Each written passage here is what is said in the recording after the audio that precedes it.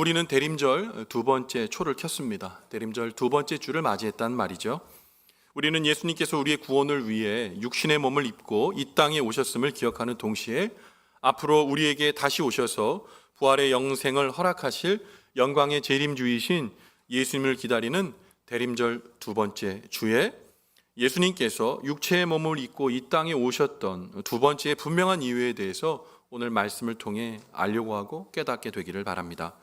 예수님께서 그래서 우리에게 보여주신 아름다운 삶을 닮아 구원받은 하나님의 사람으로서의 향기가 드러나게 되는 우리 모두의 축복의 삶이 시작되는 은혜의 말씀의 자리가 되기를 주님의 이름으로 간절히 축원을 드립니다.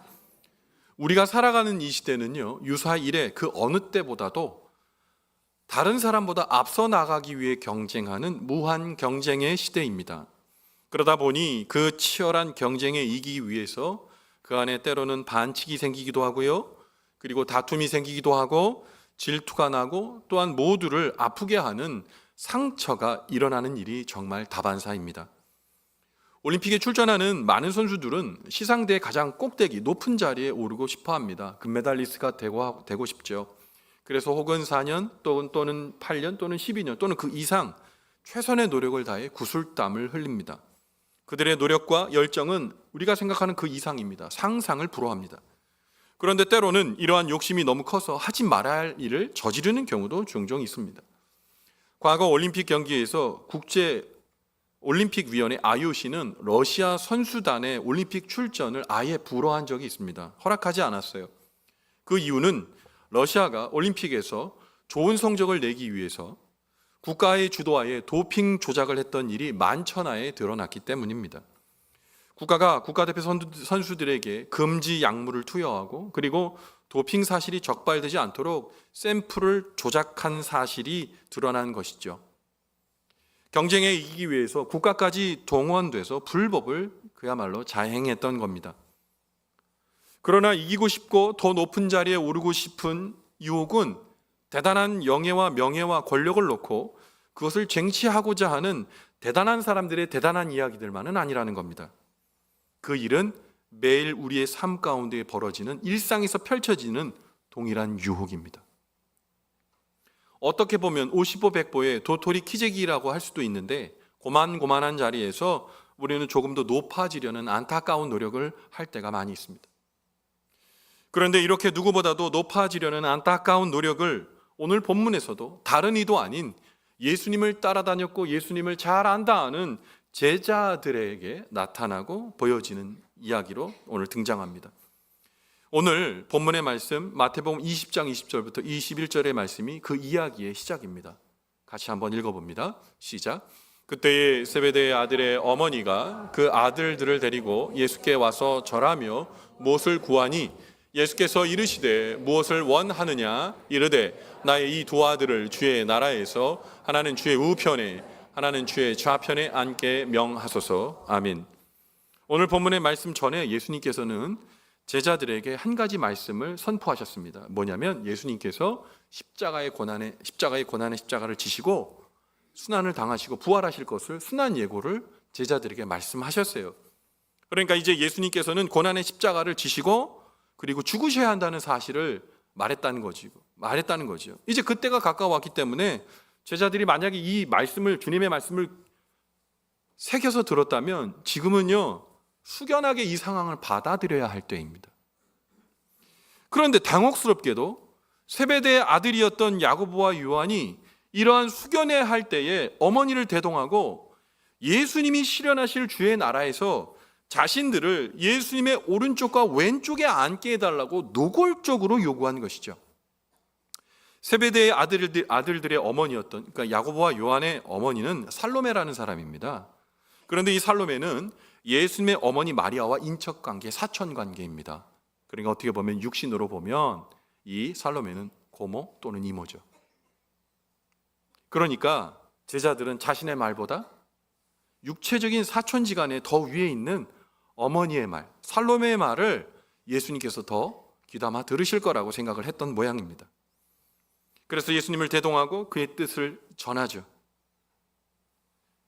야고보와 요한이 주의 나라에서 특별하고 존귀한 대접받기를 발에서 어머니와 함께 대동하여 이야기를 한 겁니다. 지금까지 예수님과 동고동락한 공로에 대한 보상, 마땅한 보상을 요구하는 것이기도 했죠. 그야말로 정당한 수고에 정당한 몫을 요구하는 것입니다. 그런데 오늘 제자들의 모습은요, 예수님을 구주로 받아들이는 게 아니죠. 예수님을 제자들은 뭐라고 바라보는 겁니까? 고용주로 바라보는 겁니다. 수고했으니 몫을 내놓아야 된다는 거예요. 높은 자리를 얻어야 된다고 말하는 거예요. 예수님을 믿노라 그들은 말했지만 예수님이 걸어가시는 그 길은 아무 상관없었습니다. 그런데 이 모습이 왜 우리의 모습처럼 보이죠? 예수님을 믿노라 하면서도 신앙생활을 한다면서도 불행하게도 예수님은 온데간데 없고 내가 주님께 얻을 무엇이나 또는 주님으로 얻게 될 이득과 또는 명예를 우리가 생각하는 경우가 있다는 거죠. 높은 자리, 예수 믿노라 하면서 으뜸인 자리, 그 자리에 앉고 싶어 한다는 거죠. 그런데 이거 아셔야 됩니다. 그런 마음을 가지고 가면 그 길 끝에는 예수님은 없습니다. 사실 주의 나라의 높은 자리를 달라고 예수님께 청탁한 것은 어머니 살로메입니다. 그런데 예수님께서는 살로메에게 대답과 질문을 하지 않으시고요, 그 두 제자에게 말씀하시고 꾸짖으시고 질문하십니다. 오늘 그 말씀이 마태복음 20장 22절에 기록되어 있어요. 같이 읽어봅니다. 시작. 예수께서 대답하여 이르시되 너희는 너희가 구하는 것을 알지 못하는도다. 내가 마시려는 잔을 너희가 마실 수 있느냐? 그들이 말하되 할 수 있나이다. 아멘. 22절 첫머리에서 예수님께서는 뭐라고 말씀하십니까? 너희는 너희가 구하는 것을 알지 못한다 라고 말씀하십니다. 그들이 그토록 앉고자 하는 자리가 정말 어떤 자리인지 두 제자는 알지 못하고 있다고 주님께서 탄식하시며 책망하시는 겁니다. 예수님께서는 제자들이 생각하는 것처럼 주의 나라의 자리는 그들이 기대하는 것 같이 영광을 누리며 달인 이에게 군림하며 통치하는 존귀의 높은 자리가 아니라고 말씀하고 계신 거죠. 그들이 가지고 있는 주의 나라의 자리에 대한 잘못된 기대와 무지를 꾸짖으신 겁니다. 예수님께서 육신의 몸을 입고 이 땅에 오신 이유, 그 이유는 목적과 기대가 있으십니다. 우리가 그 예수님께서 오신 목적에 맞게 우리가 물들어가야 합니다. 예수님이 오신 이유요, 우리의 생각과 기대 말고요. 우리가 주님의 오신 목적과 기대를 마음에 품고 한 걸음씩 걸어갈 때 결국 하나님의 기대가 나의 기대가 되고 예수님의 성품이 나의 성품이 되고 주님의 자녀로서 우리는 진정한 즐거움과 기쁨을 누리게 되어 있습니다. 반면에 예수님께서 오신 목적과 다르게 예수님을 통해 이루고자 하는 나의 기대만 쌓아 나간다면 결국 그 기대는 어느 날 와르르 무너지게 될 것이고 우리지 않은 것에 대한 불평과 불만이 생각할 수 있는 것 이상으로 쌓여 있을 수밖에 없게 되죠. 오늘 본문에 예수님은 제자들을 바라보시다 안타까웠던 거예요. 예수님의 기대와 제자들의 기대가 서로 다른 목표점을 바라보고 있었기 때문이죠. 제자들은 예수님께 자신의 온전한 몫을 보상해달라고 원망하고 불평하는 겁니다. 예수님께서 이후에 두 제자에게 물으십니다. 내가 마시려는 잔을 너희가 마실 수 있냐? 이거 무서운 질문이에요. 우리가 예수님의 그 십자가 보혈의 공로, 그 참혹한 십자가와 그 고통이 어떤 것인지 아는 우리는 이 질문에 대답할 수 없을걸요? 그런데 그 의미를 알지 못하는 야고보와 요한은 이 잔을 마실 수 있냐? 생각도 안 해보고 즉각적으로 대답합니다. 할 수 있나이다.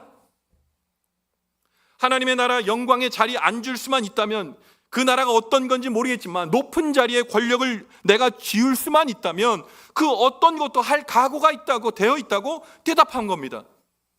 그러자 예수님께서 제자들을 향해 마태복음 20장 23절과 같이 말씀하십니다. 이렇게 해요. 같이 읽습니다. 시작. 이르시되 너희가 과연 내 잔을 마시려니와 내 좌우편에 앉는 것은 내가 주는 것이 아니라 내 아버지께서 누구를 위하여 예비하셨든지 그들이 얻을 것이니라. 아멘. 뭐라고 말씀하셨냐면, 예수님 참 감사한 게 이 엉토당토한 대답에 나중에 제자로서 하나님의 삶을 살아갈 기대를 가지고 그 잔을 마신다. 예, 맞습니다. 나중에 야고보는 순교했고요, 요한은 반모섬에까지 가서 하나님의 말씀을 기록하고 주의 뜻대로 살았죠. 그 잔을 마시는 자리에 있었지만 지금 그 자리에서는 납득하고도 이해할 수 없는 얘기예요. 그들이 뭘 얘기하는지 모른다고 생각하신 겁니다. 그리고 말씀하세요. 좌우편에 앉는 것은 내가 주는 게 아니다. 지금 너희들의 공로와 너희들의 노력과 너희들의 애씀으로 내가 주는 임명이 아니다. 이 자리는 아버지께서 마지막 심판의 그날에 예비하시고 그 뜻대로 살아간 경주를 완주한 자에게 주님께서 주시는 것이다 말씀하시는 거예요. 여러분, 우리 주님 나라 이 땅에 임재할 때까지, 우리가 주님 나라 갈 때까지 여러분, 우리 끝까지 가야 합니다. 하나님의 주신 말씀 가지고 끝까지 붙들며 살아야 됩니다. 이 제자를 바라 화를 냈을까요? 제자들이 화가 났다는 것은 야고보와 요한이 자기들을 빼고 높은 자리에 앉으려고 했던 시도를 했다는 거예요. 그게 분노스러운 거예요. 야, 너는 예수님, 너희 둘은 여태까지 예수님 따라, 그게 분노스러운 거예요. 야, 너는 예수님, 너희 둘은 여태까지 예수님 따라다니면서 예수님의 그 고난에 그리고 그 십자가에 몰라, 이런 게 아니라 감히 우리 빼고 니네가 높아지려고 했어? 우리 뒤통수 때린 거예요? 홍수 때린 거예요? 10제자의 반응 역시 두 제자와 마찬가지로 예수님의 사역과 십자가 고난을 통해 세워질 하나님 나라의 성격을 모르는 영적 무지에서 나온 어리석인 행동들이었죠. 제자들은 예수님 안다 하면서 전혀 모르는 사람들이었습니다. 그들의 가치관은 하나님 나라의 가치관이 아니라 여전히 세상의 가치관에 머물러 있었죠. 결국 예수님께서 두 제자만이 아니라 모든 제자를 불러 세상 권세자들의 권력욕에 대해 마태복음 20장 25절에 말씀하세요.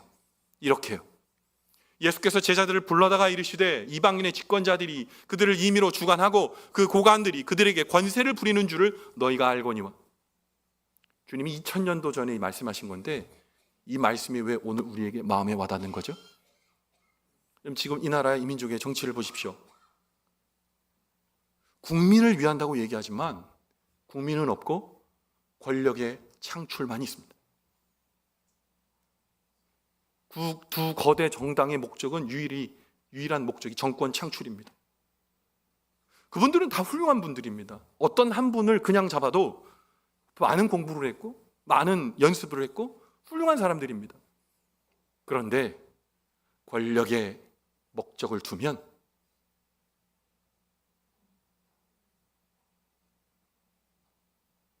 다른 사람의 아픔과는 아무런 관심이 없는 사람이 되는 겁니다. 이 세상 나라의 통치자들은 사랑과 겸손, 섬김이 기본이 되는 하나님 나라 통치의 원리와 전혀 다릅니다.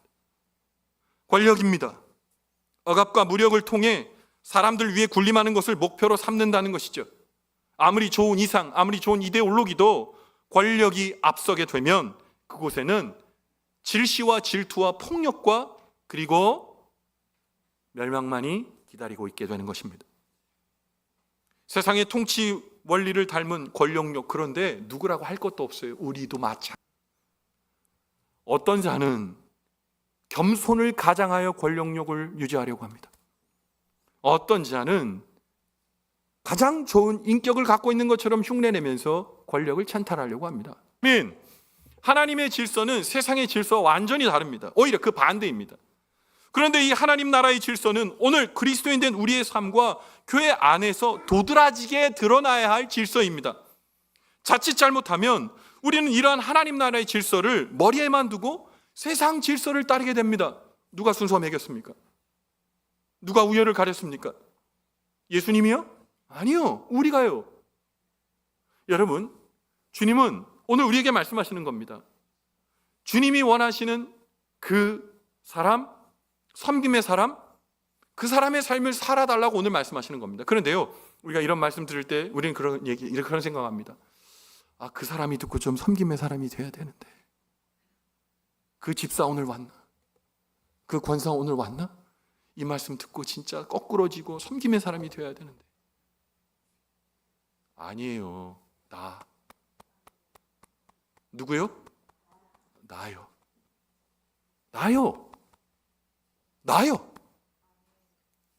우리가 조금만 방심하면 우리는 쉽게 다른 이들을 나의 통제 아래 두려워하고 그리고 자기를 드러내려고 합니다. 그렇기 때문에 남들에게 조금이라고 무시당한다고 생각하면 분통이 터져 속상하고 잠도 잘 수 없을 만큼 분노합니다. 그러나 다른 이가 나를 알아주고 나를 조금만 과거 예루살렘의 종교 지도자라고 굴린 예수님께서 왜 이 땅에 오셨는지를 분명하게 천명하고 계십니다. 같이 읽어봅니다. 시작. 인자가 온 것은 섬김을 아니라 도리어 섬기려 하고 자기 목숨을 많은 사람의 대속물로 주려 함이니라. 아멘. 예수님께서 우리에게 오신 이유는 십자가 고난을 통한 이해할 수 없는 신비한 섬김입니다. 천하 만물의 주인이시고 그것을 그 손에 쥐고 계신 분이 왜 남루한 마국간에, 그 추운 마국간에 냄새나는 곳에 무능한 아기의 예수로 오셨습니까? 멋들어진 궁전 아니라 다 갖추어진 좋은 집안의 자손이 아니라 왜 미천한 목수의 아들로 주님은 오셔야 했습니까? 아니 그거 다 떠나서 전능의 하나님이 왜 육신의 몸을 입고 이 땅에 오셨습니까? 섬겨주시려고요. 이해하려고 해도 이해할 수 없어서 신비라는 단어를 붙일 수밖에 없습니다. 신비한 섬김 사랑. 예수님께서도 우리에게 그것을 요구하시는 겁니다. 신비한 사랑. 닮기를 원하시는 겁니다. 머리로 이해되는 사랑 말고요. 머리로 받아주려고 하는 생각 말고요. 마음으로 신비한 사랑을 닮으려고 하는 마음이요. 섬김이요. 섬김을 통해 우리는 생명을 얻었습니다. 마찬가지 우리의 섬김을 통해 누군가는 살맛나는 살고 싶은 생각을 갖게 되는 겁니다. 교회 안에 예수님 때문에 문제 생기는 일은 없습니다. 사람과 사람과의 관계일 뿐입니다. 나의 섬김보다는 하나님께서 주시는 은혜가 적으면 절대 섬길 수 없습니다. 흉내도 못 냅니다. 예수님은 섬김의 길을 따라오라고 말씀하시면서 진짜 실로 신비한 섬김을 사셨고 완전히 몸을 내어 죽어주셨습니다. 예수님의 영광을 내 것으로 쟁취하려고 하는 것이 아니라 자기를 내어주는 예수님의 섬김과 사랑을 갖고 있는 신비한 사랑의 사도로 살기를 원하는 우리를 주님께서는 그리워하십니다. 왜 그리워하실까요? 만날 수 없기 때문에. 우리는 누구입니까? 오늘 예수님께서 우리에게 섬기는 자로 오셨음을 말씀하셨습니다. 기이한 때입니다. 정치하는 사람 중에 섬기는 자가 기이한 때입니다. 교회 안에 섬기는 자가 기이한 때입니다. 내 사랑을 닮아 섬겨라 말씀하십니다. 신비한 하나님의 사랑에 이유가 있습니까? 여러분, 예수님께서 우리 왜 사랑해 주셨어요? 이유를 대답하실 분 계십니까? 예수님의 죽으심에 그 놀라운 신비한 사랑에 내가 받을 이유가 있다고 여러분 한 가지라고 대답하실 수 있으세요? 그 앞에서는 벙어리가 될 수밖에 없습니다. 마찬가지 주님께서 우리에게 말씀하시는 그 삶은 세상 사람들이 우리의 섬김을 보고 벙어리가 되는 섬김이에요. 그 섬김을 보고 말문이 막히는 섬김, 그 섬김을 보고 예수님의 섬김이 느껴지고 말문이 막히는 섬김, 그 기이한 섬김, 주님이 그리워하시는 섬김, 아기 예수가 이 땅에 오신 이후의 목적을 실현해 주실 그 섬김, 그 섬김의 사람이 되어달라고 오늘 주님 말씀하십니다. 이 대림절 절기에 섬기는 자로 살라 말씀하신 예수님의 말씀을 붙들고 삽시다. 근데 잘 들으세요. 이 말씀을 듣고 귀로만 새기시면 안 됩니다. 말씀과 여러분의 삶이, 너는 너의 내암 가진 사람, 이 대림절 주님의 오심을 기다리며 주님을 기다리는 우리 모두의 신앙의 자리, 신앙의 모습 되기를 주님의 이름으로 간절히 축원을 드립니다. 아멘. 기도하겠습니다. 예수님께서 우리에게 섬기는 자로 오셨습니다. 죽기까지 낮아지셨습니다. 제자들은 그런데 말합니다. 내가 더 높아지고 싶다고 말합니다. 아니 높아져야 된다고 말합니다. 두 제자의 견해가 아니라 12제자의 공통된 견해였습니다. 예수님 얼마나 안타까우셨을까요? 그런데 우리도 똑같은 대답을 주님 앞에 올려드리진 않는지요? 나는 섬기는 자입니까? 말문이 막히는 섬김을 통해 우리를 살려내셨던 주님처럼 우리는 누군가에게 말문이 막히는 섬김의 사람입니까? 아니면 철저하게 계산된 섬김을 자랑스러워하는 사람입니까? 예수님께서 우리에게 오신 대림절 두 번째 시간을 지납니다. 주님, 섬김의 자리에서 주님이 원하시는 삶을 살아내는 자 되게 도와주시고, 다른 이의 섬김을 조롱하거나 내 섬김을 자랑하는 사람 되지 않게 도와주시고, 주님처럼 말문이 막히는 섬김의 사람, 온전한 대림절을 지내는 그리스도의 삶, 나의 삶이 되게 도와주시옵소서. 함께 해주실 것을 믿고 확신하며 우리를 위해 죽기까지 그 자신을 내어주시며 끝까지 섬기셨던 예수님 귀하신 이름 받들어 간절히 기도 올리옵나이다. 아멘.